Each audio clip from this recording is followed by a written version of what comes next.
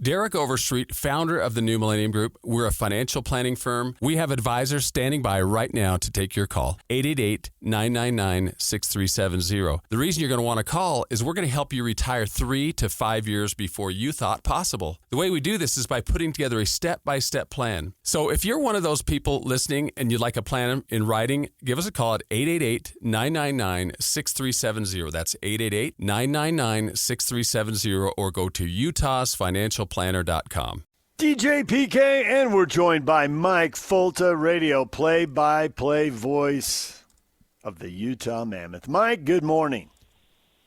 Victory is mine. Victory is mine. Good day in the morning to you people. Victory is mine. Church League softball absolutely dominated last night, fellas. Got the job.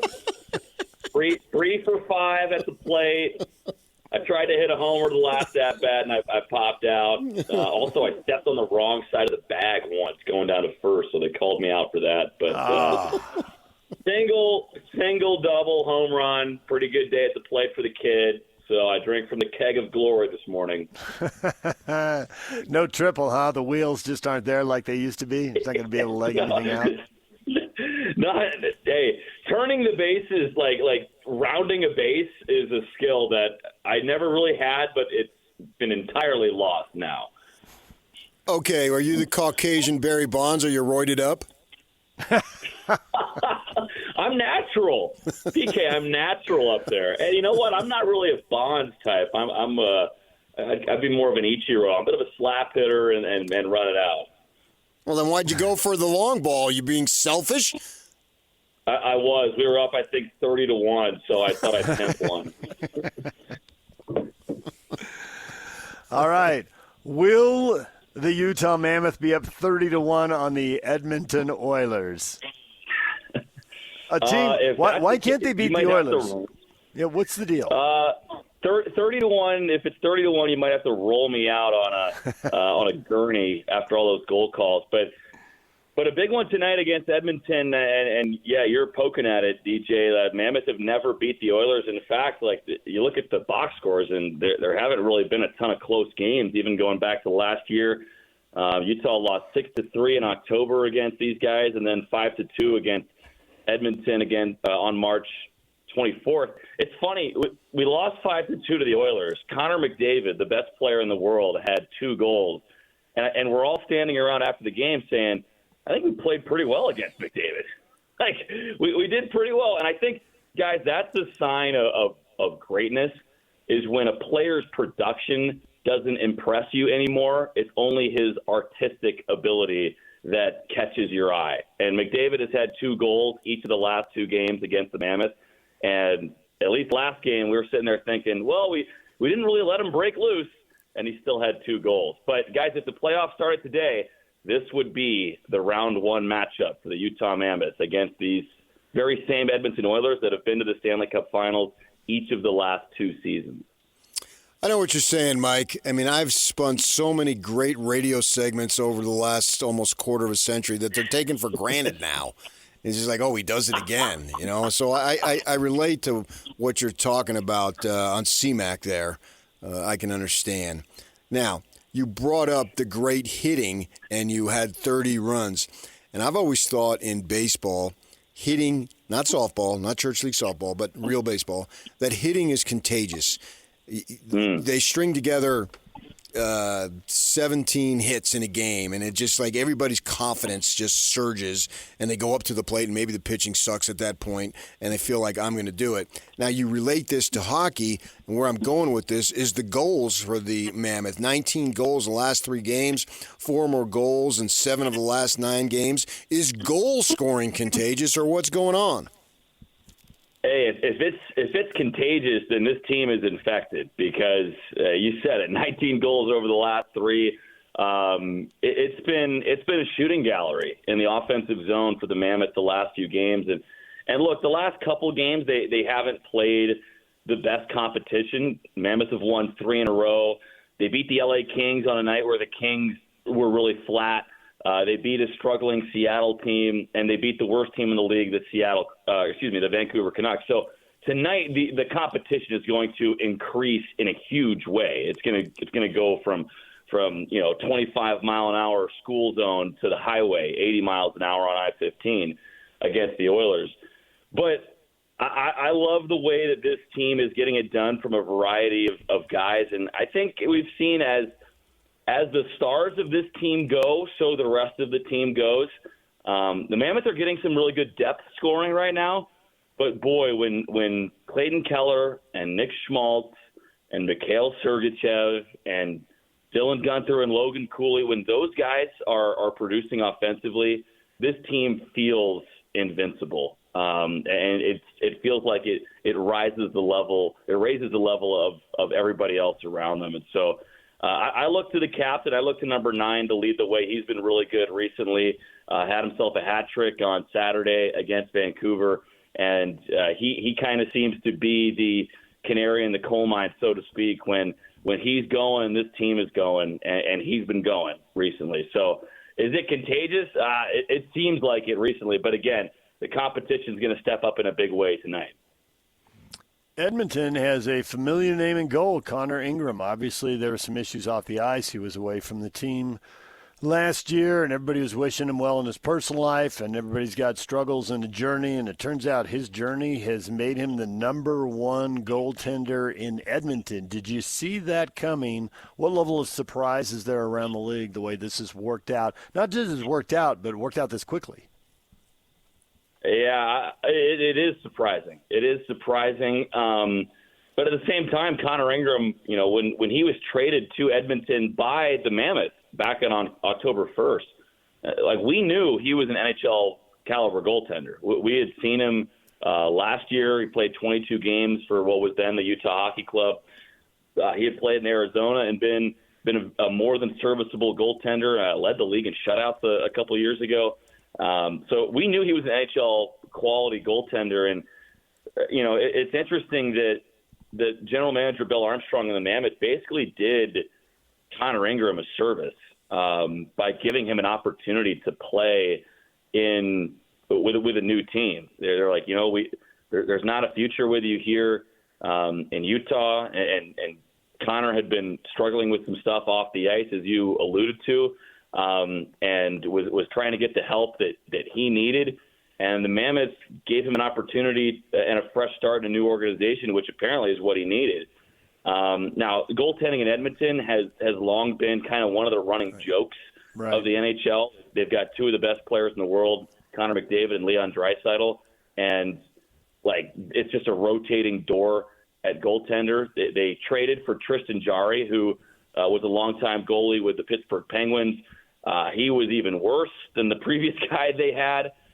They've run Edmonton natives out of town. They've traded for guys, and now they traded for Connor Ingram. And the Mammoth retained salary on Connor Ingram so that Edmonton could basically fit him in the salary cap and also move him down to the minor leagues without having to put him on waivers. He's a Saskatchewan guy, so he's from Western Canada. So playing in Edmonton, he's a little bit closer to home. He's from a small town of about 400 people in Rome, Saskatchewan. But he's a little bit closer to home playing in Edmonton. And he is, I don't want to say he's turned into, 2024 or 2004 Dominic Hasek or 2007 Martin Brodeur. But he's given them just enough. And, guys, they're playing really well in front of him, too. There was a pretty funny soundbite a few nights ago when he had a shutout. And they interviewed him on Sportsnet, and he tells the reporter, he's like, I didn't really do much tonight. So this team is playing well in front of him, and he's an NHL caliber goaltender, as we know, that is living up to the billing. I'm not a big statement game kind of guy in the regular season because I think you make statements in the playoffs. But could I argue that the Mammoth really need to show well in this game, as opposed to if Edmonton loses, is like for their perspective, so what? Yeah, I've been struggling with the label of this game, PK, because we heard from one of the players, Alexander Kerfoot, he called this week, 3 games at home this week, he called this week the most important week of the year. Mammoth have not clinched yet, right? But they're really close to. And they could clinch as early as this week. But I'm looking at this game, and I'm like, is this the game of the year? because it's not a team that's chasing you in the standings, right? Like some other games have been. But it does feel like a big statement. You've just beat some teams that aren't as good, and now you're facing the team that you very well could be seeing in the first round, and you've never beaten them. So you have this juxtaposition of like the reigning Western Conference champion Edmonton Oilers with the glitz and glam of Connor McDavid, a team that has been to the far reaches of the Stanley Cup playoffs, and you have the upstart Mammoth. And kind of pitting those two things against each other, it's a really fascinating clash. So I'm not ready to put it on like game of the year status, but statement game. I think absolutely. Like, you have not been able to play with these guys. Who the last couple games you've seen Edmonton, they've been the class of the Western Conference the last 2 years, and you've not been able to skate with them. Can you do that here tonight at the Delta Center? On national television? It's going to be a 7:30 puck drop. We call the national TV games, we call those radio exclusives. If you want a local broadcast, you're tuning into us on EKSL Sports Zone. So I think it's absolutely a statement game to try and beat a team that you never have before, to respond to the increase in competition and to show that you can play with a team that has been the best team in the Western Conference, at least in the playoffs, the last 2 years. There are some trends that hold true across sports, college and professional, especially with the college game becoming more professional. Excuse me. Michigan is the number one defensive rating in the country, and they win the college basketball championship. Your arch rival Indiana Hoosiers, defensively, number 4 in yards allowed, number 2 in points allowed. They have an undefeated season. They win the championship. The top 4 NBA teams in defensive rating right now are first and second in the East and first and second in the West, and they have the 4 best win totals in the entire league. So when you mentioned earlier that the Mammoth have been pretty good defensively, so when they score goals, it's like they're unbeatable. At 218 goals allowed this season is third best in the West. Is that indicative of where you think this team could, would, or should be going in the postseason? They're one of the best defensive teams, and we're seeing how this is playing out across multiple sports. Do you find that it holds true in the NHL? I think it does to some extent. I think the bigger piece to the defensive question is goaltending when you get to the playoffs.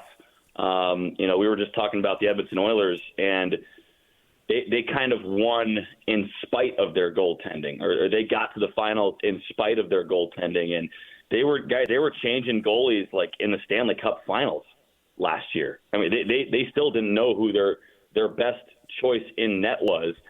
Whereas the back-to-back Stanley Cup winning Florida Panthers have a guy who's probably a future Hall of Famer in Sergei Bobrovsky, and he had an okay regular season, but he turned it on in the playoffs and was really good in the postseason for Florida when they needed him. And so I think the goaltending is a big part of that. I think also special teams is huge, guys.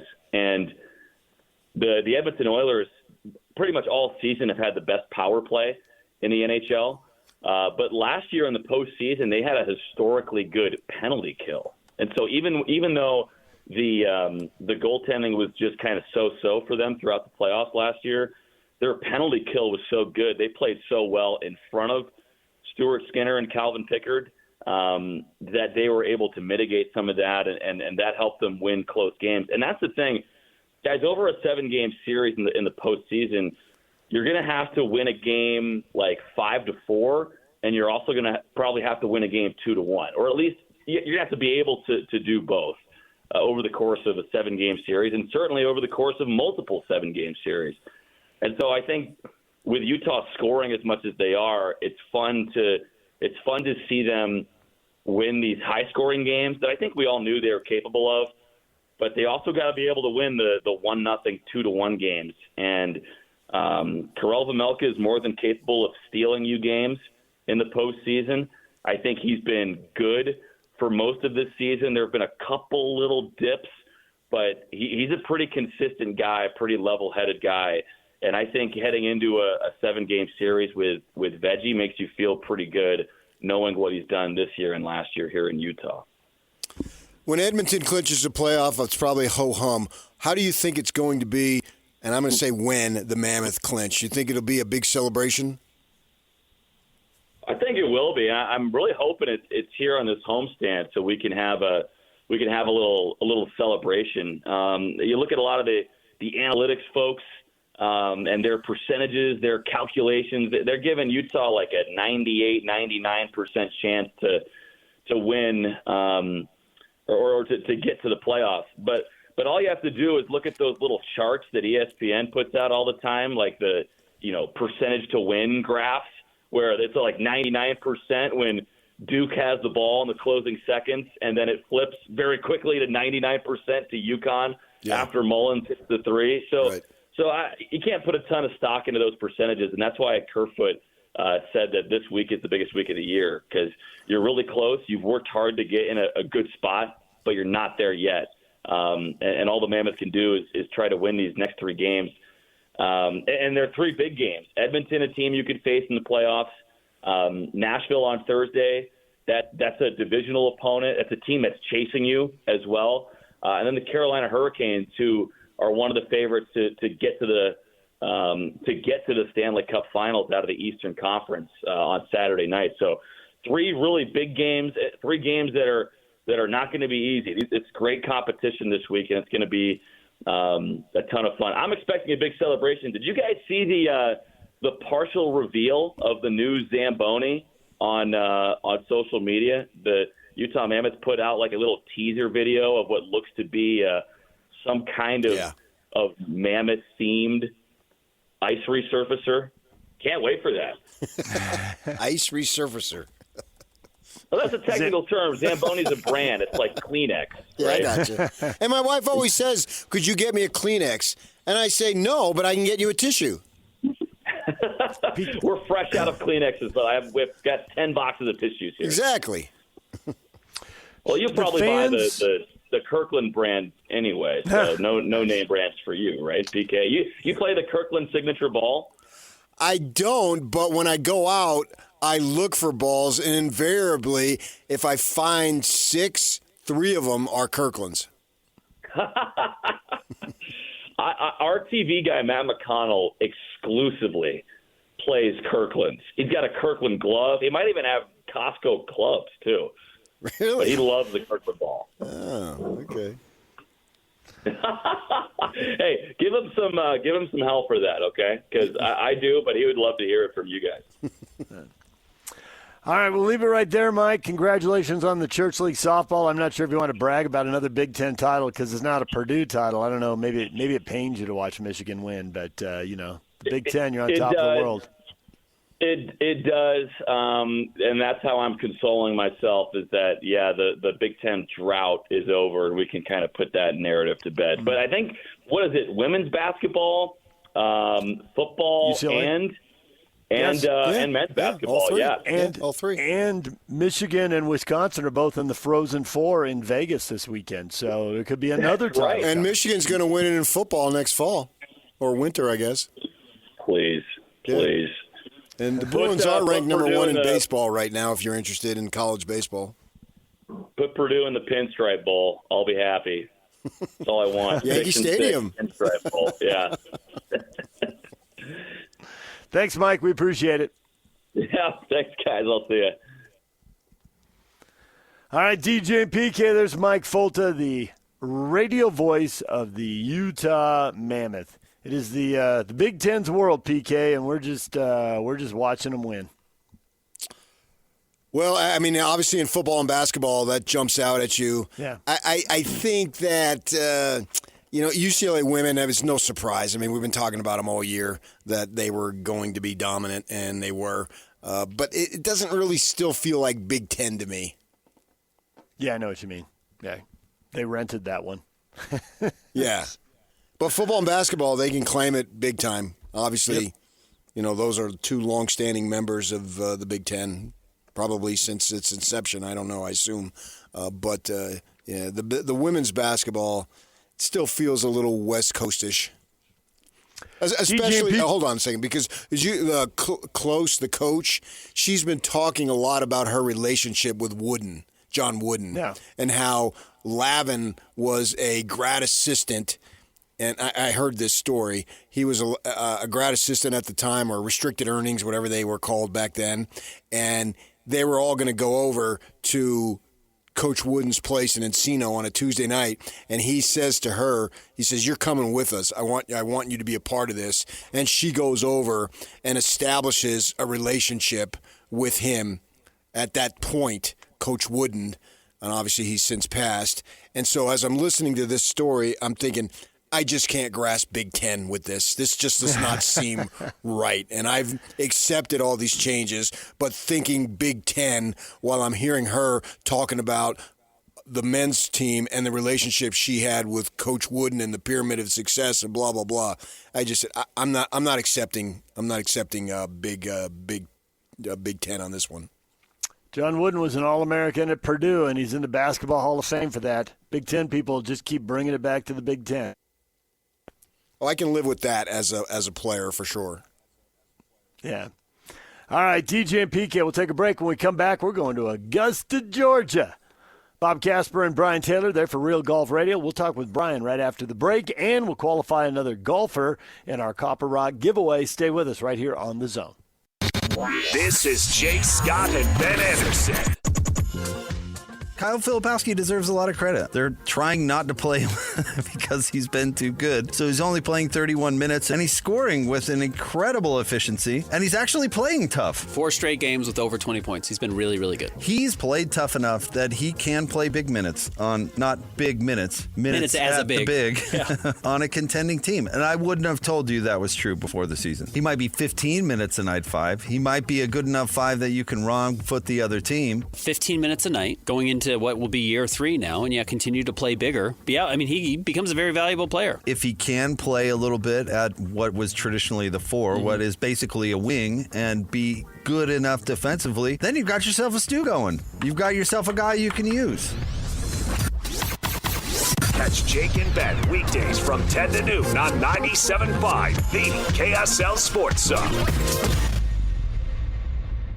DJ, PK, and the music that puts some people to sleep. What we got going here? I know, right? But makes Brian Taylor sit up straight. It's that time of year. Here comes the Masters. Here comes Brian. Good morning, BT. Good morning. How are we doing? We're doing well. Is this just an annual vacation for you? Is this the kind of thing you're just counting down for weeks, months before you take off for Augusta? I think everybody counts it down.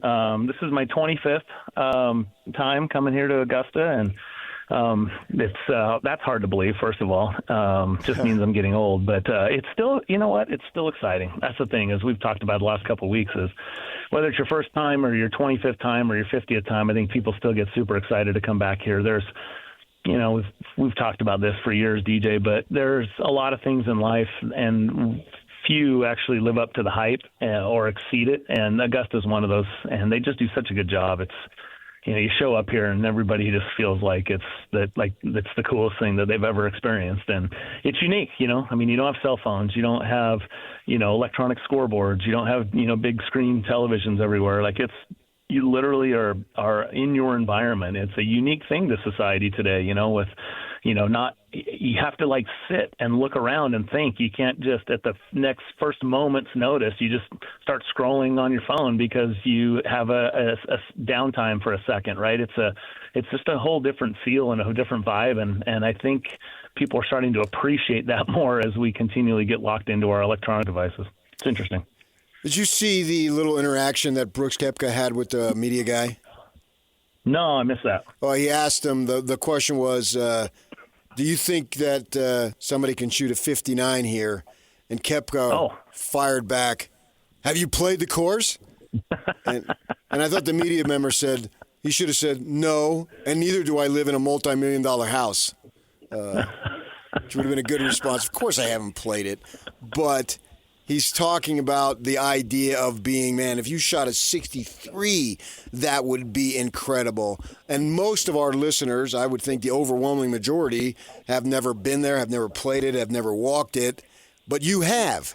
So you can speak to why did Koepka think that was he was incredulous that somebody would potentially shoot a 59. He said maybe from the members' tees, but not from where these guys are teeing off. And why is that? Yeah, I mean, I think that's just a context thing, right? I mean, it probably sounds ludicrous to ask somebody like Brooks Koepka in this setting at the Masters, but I overheard a conversation earlier this week where somebody was explaining in the media dining, somebody was explaining to somebody else what par meant. So my ears perked up. I was like, really? I'm like, we're discussing what par means. So, I mean, look, there's varying levels of media that ascend. This is one of the largest events in the world, and I think you get different people that show up here from different media, whatever. Or it could have just been, I didn't see the interaction, could have just been looking for some sort of sensational reaction, what sounds like he got. But John Rahm was just in the interview room and had a chance to listen to him, and he got several questions about the strategic, approach to the golf course and what makes it so difficult, and amen corner and all this different stuff. And, you hear him talk about it, and it just reminds you that like we look at it and say, okay, it's a par 5 that a lot of people eagle. Let's look at 13, for instance. He started describing it, but he goes, it's important. You obviously want to hit a big draw around the corner and get yourself in position to go at that green. But if you get it too far down, what you don't see is that those tall pine trees still their branches overhang enough to where you still have to hit a slinging hook over Rays Creek into a sort of a narrow green from that angle. So he said and oftentimes you're in sort of a side hill downhill lie. So it's a very difficult shot. And the other comment he made is people always talk about Augusta National being so wide and wide open, but when you get out here and realize that there's certain areas in which you have to position your tee shot in order to be able to have an optimum shot in, it becomes very narrow. And so just to listen to all of that, he also talked about how, he rarely flag hunts. Typically you're, if you want to get close to a pin, you're aiming some other spot, and using the slope and, all these type of things to be able to get the ball close to the hole. And so the nuances that are involved, and then the fact that it's the same golf course, but it doesn't always play the same way. He talked about the firmness of the greens. He talked about the wind and how it swirls through these trees and, all of those things. And so it was pretty cool, right? I did a bunch of study on scoring average, and you think about through 100 rounds, Tiger Woods, 100 rounds here at Augusta. What would you say Tiger's scoring average is, for instance? I mean, what would your thoughts be? Just throw a number out there. 69. Yeah, exactly. And it's just. I was going to say, I don't want to say 70. Yeah, it's like 71, right? And just under 71. So he's just barely a shot under par through 100 rounds. And you just think, Tiger would be in the 60s for sure. It's not the case. It's just so even though Augusta gets a lot of, sometimes criticism, can stand the test of time, today's equipment, better athletes, all that kind of stuff, you're still seeing the best scoring averages barely a shot under par. And it's pretty cool. It seems like the tour just constantly reinvents itself. There's always some youngster in the mid-20s. They don't have all the experience to handle all this nuance at Augusta. But, man, they've been the best players on tour here early in the year, and some guys who are veterans are further down the money list. Would you go with guys who are hot right now, or do you think that all that course knowledge you're talking about, hey, somebody's going to do well this week who may not be having a great, California or Florida swing, but it's Augusta, and the new guys are going to take their lumps? Yeah, it's interesting. So this is the 40th anniversary of Jack Nicklaus's, historic win in 1986 at the age of 46. And he got his record green jacket that year. So there's a lot of talk about Jack, and so you start to think, well, history often lines itself up around here. Might we see a 45-year-old, win, again, here? And you start thinking about Justin Rose, of course, who's, lost in the playoff twice, including last year. And then, of course, we remember Fuzzy Zoeller, who passed away this past year. And he was the last player to win in his first attempt back in 1979. So then you say, well, with that, and Fuzzy's passing might a first timer, come through and win for the first time since Fuzzy. And, so you start thinking of all those, and we ran those scenarios, and almost every person says, I take the 45-year-old. It's more likely, even though, Jack was 46 40 years ago, just feels like, that's probably more likely given the experience required and that sort of thing. Having said all that, my pick's Ludwig Åberg. He's played 2 Masters. He finished runner-up in his first attempt, finished 7th last year. I mean, this guy, he's been in position. Yeah, he didn't finish well at the Players' Championship, but, he was in contention there playing in the final group. He was in contention last week. I just think Åberg, and when you see him, he's like such a, you can accuse me of having a man crush on Åberg, that's fine. But the guy is like unbelievable. How could you not want to come back as that guy, right? I mean, he's like 6'2", he hits the ball a mile. He's like he's unbelievable. You would think if you were just betting ponies and you lined Scheffler up and you lined Åberg up, you're probably going to put your money on Åberg, just looking at the two guys, right? And so I don't know. I like his game, and he just doesn't seem to be too fazed by much, and you kind of need that around here. And so I could see that. I could see a younger guy, a first-timer, I don't know. I mean, Jacob Bridgman is a heck of a putter, and you look at Gotterup, he's the only 2-time winner, multiple-time winner this year, right? This is his first time. It's Jacob's first time, and I just think it's an eyes-wide-open kind of experience for a lot of these guys out here. Are they doing anything for Faldo because it's the 30th year of his last of 3 Masters that he won? It's one of the things, what's interesting is I walked into they have a press locker room, and I walked down in there, and I'm looking at these pictures, and I'm seeing a newspaper, and there's all these like old newspapers articles, like front page, blown up, on a frame and everything, and there's Danny Willett, and it's been 10 years since Danny Willett won, and then there's a thing on Faldo, and I'm like, there's the thing on Jack, there's all this stuff, right? So they do that, and I asked the attendant, I go, they check this is new, right? They change these? It goes, yeah, they change them out every year. So yeah, I mean, you're gonna start. You'll see that those little milestones are featured around the golf course during the milestone years, like Faldo in '96 and that kind of thing. It's also, interestingly enough, going through those numbers, is it's been 25 years since Tiger completed the Tiger Slam here at Augusta National. So pretty good, by the way. He did have Valhalla in there, which is no shade on Valhalla. But when your slam includes obviously Augusta and then St. Andrews and Pebble Beach, that's a pretty dang good slam, by the way. Oh, for sure. I don't know there could be a bad one. Right? Well, that's true. But if you're going to win it, I mean, why not have Augusta, Pebble, and St. Andrews, right? Yeah. Yeah. Have they changed anything there this year? Some years it seems like that's a big storyline. Some years it's not. Yeah, so they've lengthened 17, I think about 10 yards is all.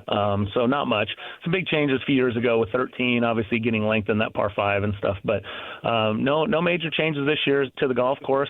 One of the things that I'm staring out from my little radio perch here from the far end of the range, looking down the range, right behind the grandstands, which are positioned to watch the players practice, is the new Player Performance Center, which they built, just literally from last Masters to this Masters. And this is a place where the players and their families can hang out. There's physio in there. There's restaurant and food. There's a locker room. And so it's phenomenal, like state-of-the-art, unbelievable. And you know what? Everybody would give that up in a moment to go to that old little place in the old clubhouse called the Champions Locker Room. But yeah, those are some of the new things that for this year. What's on the menu at the Champions Dinner? Do you know? Oh man, it's the best menu I think I've ever seen. First of all, how about this starter? Peach and what was the cheese? Some sort of cheese flatbread. And I'm like, okay, you had me at that, right? And then the one that everyone gets hung up on is bacon-wrapped dates. And people are going, yeah, I'm not a date guy. No, but think about it. You ever had like a burger with bacon jam on it? You're basically creating the bacon jam as you bite it. Like that is what it is. Dates are sweet. You got the bacon on there. I think it's got some goat cheese wrapped in with it. I mean, I'm like, this is brilliant, right? And then he's got this either a salmon fillet or a Wagyu steak fillet. And then, you ready? Kicking it off dessert, sticky toffee pudding. I was in Scotland last year, and there's not a lot to brag about as far as sweets go in Scotland, but the sticky toffee pudding, it's homemade everywhere you go. It's unbelievable stuff. And, yeah, I think this might be one of the best menus I've ever seen. Terrific. It's a peach and ricotta flatbread with There it is. balsamic hot honey and basil. Ooh. Let's go. Have you I'm ever going to try had to recreate that on the – yeah. Have you ever had grilled elk sliders before? That one would be probably the one I'd pass on. Not everybody but me. Caramelized onion jam. Okay, there's 3 words I've never put together in my life before. Caramelized onion jam. Sounds amazing. Put that on anything, it'd be good. Except ice cream, maybe. All right, Brian Taylor and Real Golf Radio brought to you by Mountain America Credit Union, Mountainland Supply, Black Desert Resort, Hoops Vision, and Uinta Golf. Brian, enjoy the week. We know you will. Thanks, boys. And I'm anxious to see how you do on your picks. Just so you know, I'm going to give you a heads up. Bob's going with Xander Schauffele. So just so you know, just so you guys can get ready. Okay. That's his guy. So. All right. Thanks, Brian. See you, boys. Hey, it's time for a Copper Rock Masters giveaway. Be caller 12 right now at 801-575-ZONE, 801-575-9663, and you'll be assigned a player in the field of the Masters this week. Top 25 and the field. If your golfer wins the Masters, you'll win 18 holes for 2 at Copper Rock Golf Course in Hurricane and a $100 gas gift card. It's brought to you by Copper Rock, where the pros play. DJ and PK, more in a moment. Stay with us right here on The Zone. Whirls around and down. 97.5, the KSL Sports Zone is your exclusive home of the Utah Jazz. And we want to send you to the Delta Center to see the Jazz in action. Listen every Tuesday for the Jazz Ticket Tuesday Sounder at 30 past the hour, every hour, all day long. And if you're caller number 12, you'll be on your way to an upcoming game. Buy one, you'll get one free. It's Jazz Ticket Tuesday, every Tuesday throughout the NBA season on your radio home for the Utah Jazz. 97.5, the KSL Sports Zone. Were you properly inspired by the Masters segment there? You feeling it? NCAA tournament's in the books. Time to turn the page and go to Augusta. Turn the page. Yeah, I'm always inspired, man. This is a great time. You could argue this is the very best week of the year with the different sports. And I always thought the NBA playoffs should start next week, right like next Tuesday or something after the Masters. And we still have a week or so to go before that. But it does get over real quick. And I get the play-in games that they got to do first. But this is the time of year that I believe it's ushering spring in officially, even though it's the calendar says it's been here for a couple of weeks when the Masters is played. It's a must-watch. It's right at the top of my list with stuff that I want to watch, particularly this time of year. It is number one. And then when something else rolls around, I view that as number one. I go with the flow. I'm a very go with the flowable kind of guy. But at heart, David James Snigeldorf III, I am a nobody. And you want to refute that claim. Yes. I was just hearing about you yesterday. Did the police stop by? No, the police did not.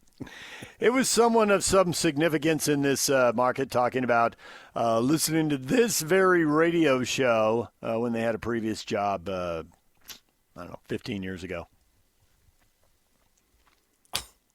You were a stalwart. Yeah, but they're listening to you. Market, PK. You're the one. No, I think they're listening to us. I get in PK. the way, man. That's what I've been told. I get in the way. And I actually revel in getting in the way. I know you do. So I don't consider that negative. You've mentioned that a couple times. You've mentioned that. I like getting in the way. You talk to a stalwart in the community, or I'm a stalwart? I was told the story secondhand. Utah State's new athletic director will be coming on our show shortly, I've been told. Scotty G might be trying to help arrange something. And he said, DJ and PK, I listened to those guys when I drove to UVU. So you'd have to look at his resume. Gotcha. See what Cam was doing. Yeah, this is an extremely exciting time for Utah State. Absolutely, man. And good for them, man. Good for them. They've been in the shadow for so long. I don't think, to an extent they're in the shadow, but they've created their own shadow now. And they are saying, look at us. And I want to look at them. And, I relate to the underdog a little bit. And in this state, they've gone through hard times, but they've come out of the other side of those hard times. And now they have a chance to really make a move there. There's more than 100 schools playing football. There's more than 300 schools playing basketball. And like most schools, the Aggies are in the middle. But they have changed their station in the middle. Now, you could argue that some of the moves that they made along the way put themselves in a bad spot. I don't know that going independent and going into the Sun Belt was the best strategy, or as Will Ferrell once said, the best strategery.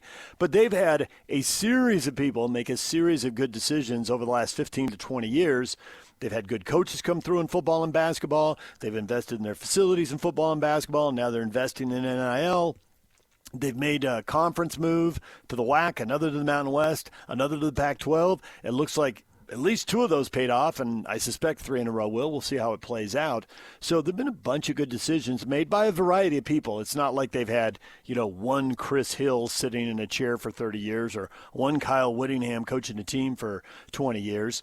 They've had people moving through there, but they've all moved the needle pretty consistently in a positive direction here over the last 2 decades. And before that, when we got here, it was a bit of a struggle. They made decisions and people scratched their heads, and they paid for some of those decisions. But that's all well in the rearview mirror now. Yeah, I was their beat writer for 1 year when they were independent way back when. It was the 2001, because I remember that. Obviously, we remember that year for what happened. But and they had Kevin Curtis was on that team, and they had some pretty good players, but they were kind of independent, and they were independent. It was just sort of no man's land at that point. And now going into this conference, I think with recognized names as an Oregon State and a Washington State, and then Boise has a brand. It may have slipped a little bit, but they still have a brand. And then I think Gonzaga brings a lot of credibility to the conference in basketball. Everybody knows Gonzaga. If you're a college basketball fan, you know of Gonzaga, right? So if Utah State can compete and beat Gonzaga, that will be a lot of fun there, and it'll bring more attention to your program. And then I think within the industry, people understand Utah State's basketball program has been very good for a number of years, and it's a tough place to play. The place is electric, blah, blah, blah. But all that stuff just leads to more credibility, and as long as you can continue to build on that, they can carve out a name for themselves in the, what do they call it, the group of 5 or 6, depending on the sport, and they have that opportunity to succeed. And particularly, if they're going to give out bids to, when the 2 of them got into the playoff this past season, why can't it be Utah State at some point? I think it has the opportunity to be a realistic goal. It's not that far-fetched. They've got work to do and all that stuff, and see what they can come up. Bronco Mendenhall, a decent first year for him, but he's known as a program builder, right? You just look at his track record. I want to get him on one of these times and ask him about recruiting when he's out there. To the kids and their handlers, do they understand what you've been able to accomplish once you start getting into year 2, 3, and 4? Because the record is there that he builds and builds well. Yep. And do they know that? We know that, but I'm wondering if recruits know that. Look it up, people. Look what he did at BYU and at Virginia. Right. Virginia was way down, and he got him to an Orange Bowl. Yeah, exactly. Precisely. Right. All right, DJ and PK, it's 97.5, the KSL Sports Zone. College basketball is over, and it's changing. And some of it you can stomach, and some of it you can't. We'll get to that next, plus lessons for our local teams. Stay with us.